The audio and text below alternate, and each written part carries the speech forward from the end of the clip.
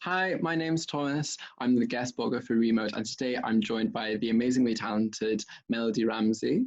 Hi. Hello. Would you be able to start off by telling us a bit about yourself, like where you're from and how you became interested in fashion styles? Yeah, definitely. So my mom is from Mongolia, my dad is Scottish. So they live in Troon right now. And I went to the Glasgow School of Art and I studied fashion design there. And I literally graduated in 2020. Um, and yeah, I mean, I went to, I've been at art school for like 5 years Mm-hmm. past after I just graduated.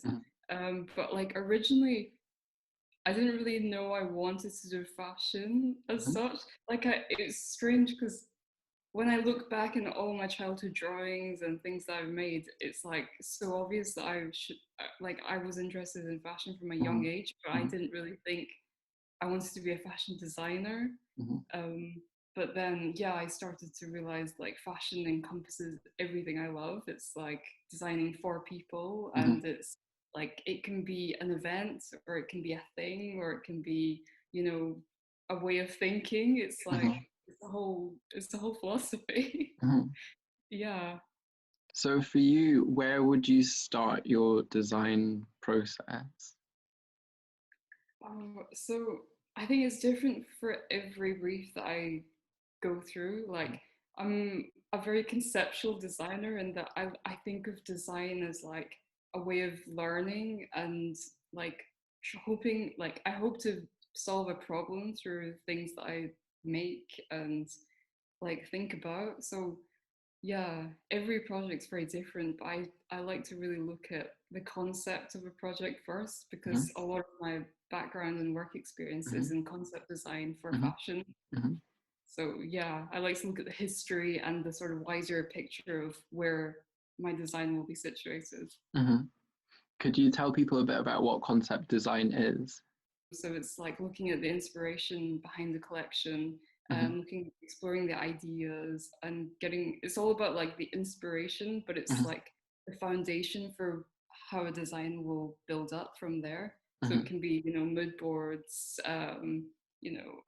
like literary sources and yeah, is the very idea of fashion before it's turned into like the actual thing. Hmm. For this particular project, I was working a lot. I was given a lot of tie dye, Hmm. so it's really interesting to look into the history of tie dye Hmm. and also how tie dye has actually come back.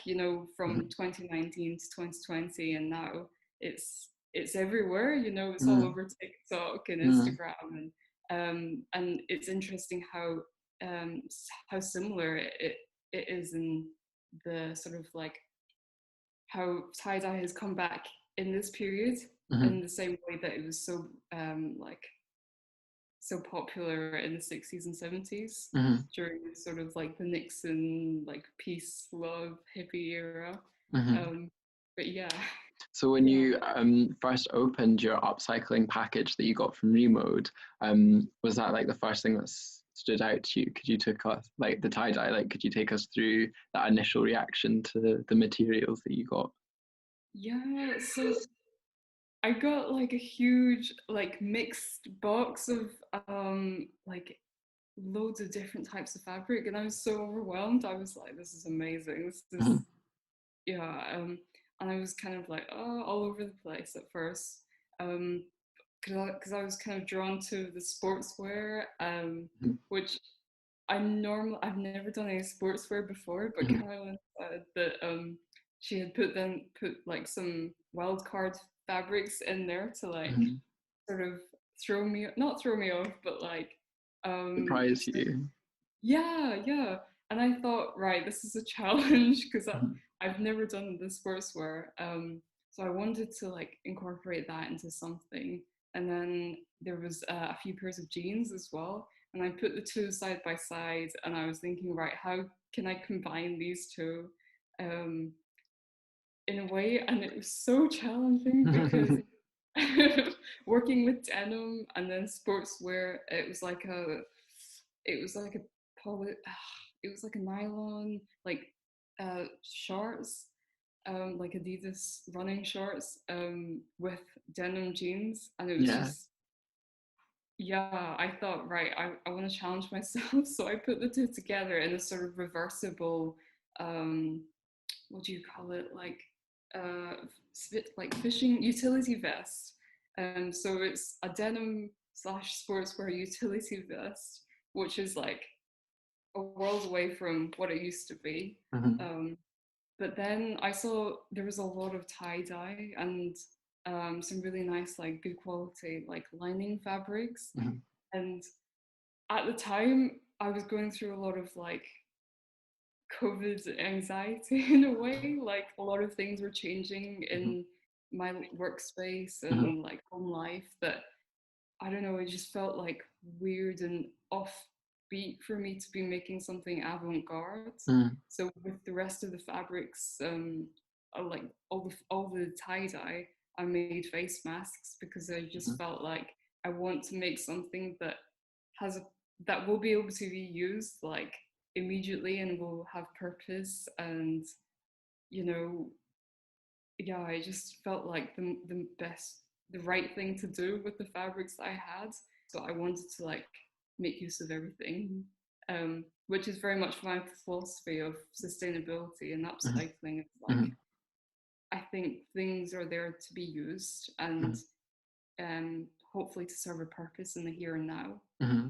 And just thinking about the materiality of objects together and then thinking about how it could be useful and functional Mm-hmm. because the shorts and the jeans both had a lot of pockets and I thought I love pockets myself. Mm-hmm. So I want this thing to have lots of pockets and I want it to be useful and like wearable with lots of things. So I sort of settled on that sort of vest pattern, so that you can throw it and style it with a lot of things. And it's got all these like secret hidden pockets and it's just something interesting. And it was a Mm-hmm. huge challenge and I learned a lot from it. Mm-hmm. Um, but yeah, that was my initial concept. Yeah.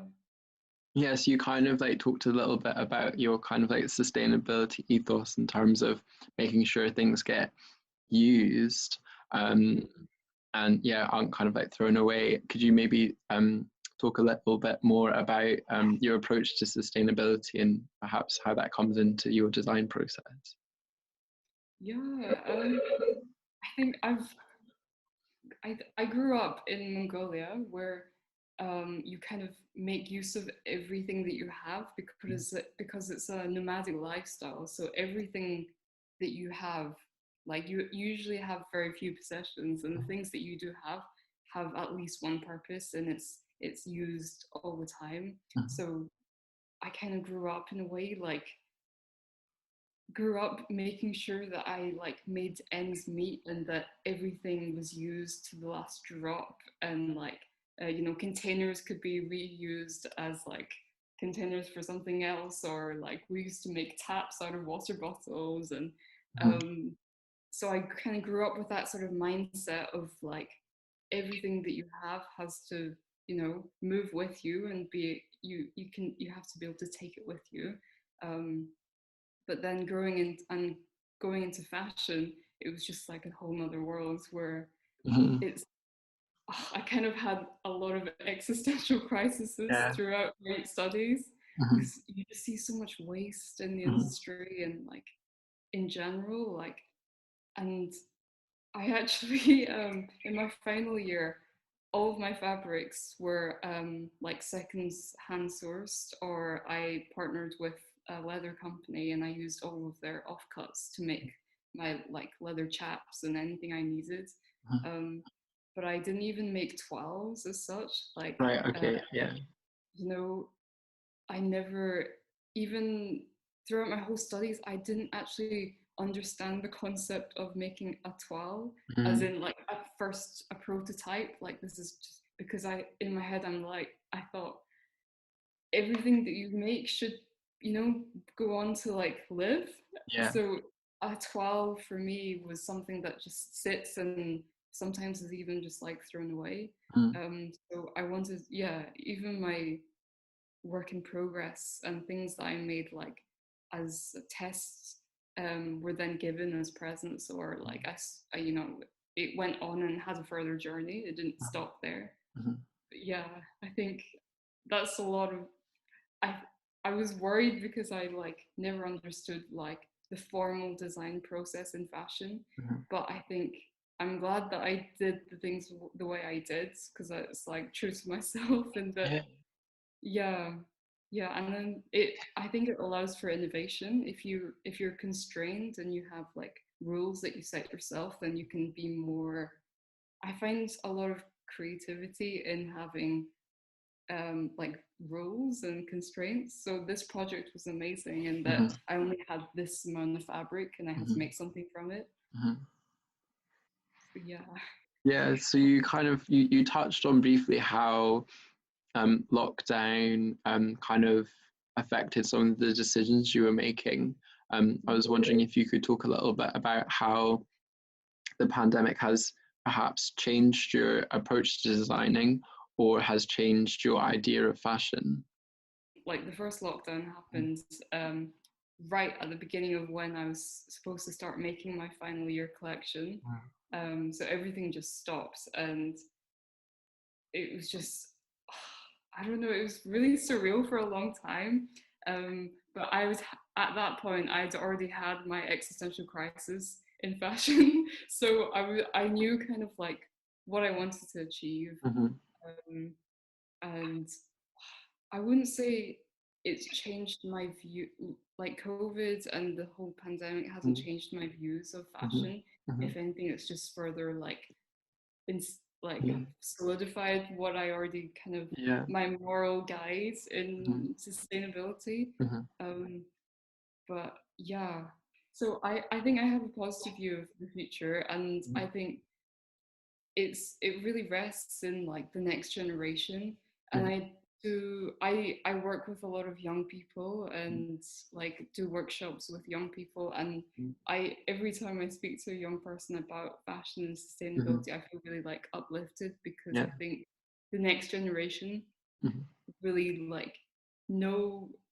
I think they've grown up in such a turbulent time. It's like I have a lot of faith in the next generation, because Mm-hmm. all the trends that I'm seeing of people upcycling, and there's a whole movement of you know, circular, like zero waste living and veganism. Mm-hmm. I don't know, I have a lot of faith in the future, Yeah. and in young people Mm-hmm. especially. I think we understand all the problems now, Mm-hmm. and all we can do now is kind of work towards solutions for that. Mm-hmm. um, yeah. And so you've done this amazing upcycling project for us, and I'm just wondering now, like, what's next for you? What are you working on next? So next, very much still focused in fashion design, but I do sometimes get like a bit down about all the constant things around. So I'm very much about I want to go more towards art direction for fashion. So creative direction, and sort of looking more at the concepts of fashion and specializing perhaps in fashion theory. But I will always be making and keep designing. But right now I feel like I want to learn more Mm-hmm. before I can make an like knowledgeable impact. Mm-hmm. That's really exciting. And for everyone who's watching, where can they keep up to date with you? So probably on Instagram. I'm in the middle of like updating my website and things, Mm-hmm. but Instagram is the best place to reach me. Mm-hmm. And what's your handle? So my handle is melody.uyanga.ramsay. Yeah, the spelling will be somewhere. Yeah, we'll link that, don't worry. Thank you. No worries at all. Thank you so much, Melody, for coming and chatting with us today. We're really excited to have your garment in the shop at some point in the future. But thanks for talking with us today. Thank you so much. It's been such a pleasure. Thank you. No problem at all. Take care. Thank you. Bye.